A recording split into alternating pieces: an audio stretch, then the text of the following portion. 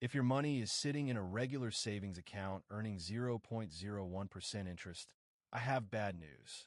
You're not saving money. You're slowly losing it.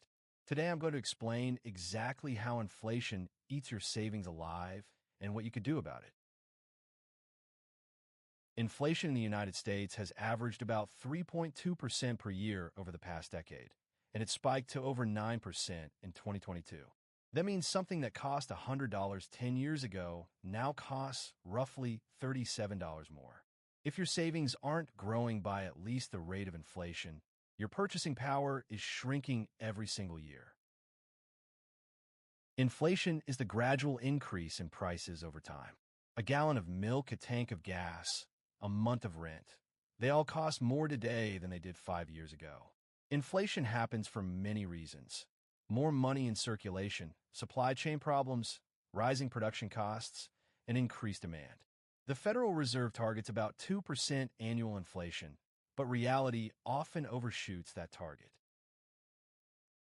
Let's say you have $10,000 in a traditional savings account earning 0.01% APY. After 1 year, you've earned $1 in interest. But if inflation is 3%, the real value of your money has dropped by $300. You have more nominal dollars, but they buy less. Over 10 years at 3% inflation, your $10,000 would only have the purchasing power of about $7,400. You lost 26% of your wealth by doing nothing. A dollar today is worth about 74 cents compared to a dollar 10 years ago, adjusted for inflation. If your savings are earning less than the inflation rate, you are guaranteed to lose money in real terms. It's not a risk, it's a certainty. The longer you hold cash in a low-yield account, the more purchasing power you surrender. Big banks pay almost nothing on savings because they don't have to. They make billions lending your deposits out at much higher rates.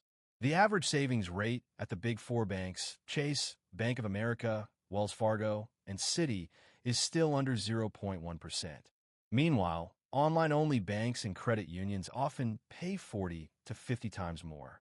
The difference is pure profit for the big banks and pure loss for you. The easiest fix is to move your cash to a high-yield savings account paying 4 to 5% APY.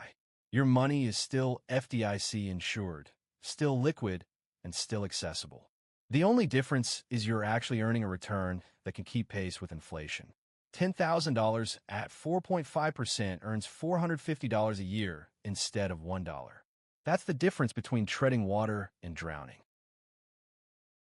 For money you won't need for 5 or more years, savings accounts aren't enough even at high yields. You need investments that outpace inflation by a wide margin. The stock market has historically returned about 10% per year, or about 7% after inflation. A simple index fund like VTI turns your long-term savings from a depreciating asset into a wealth-building machine. Here's your action plan. First, keep only 1 to 2 months of expenses in checking. Second, move your emergency fund to a high-yield savings account. Third, invest everything beyond your emergency fund in a diversified portfolio. Fourth, increase your income over time. Raises and side hustles that grow faster than inflation keep you ahead. The goal isn't to beat inflation once. It's to build a system that consistently stays ahead of it. Stop letting inflation silently rob you.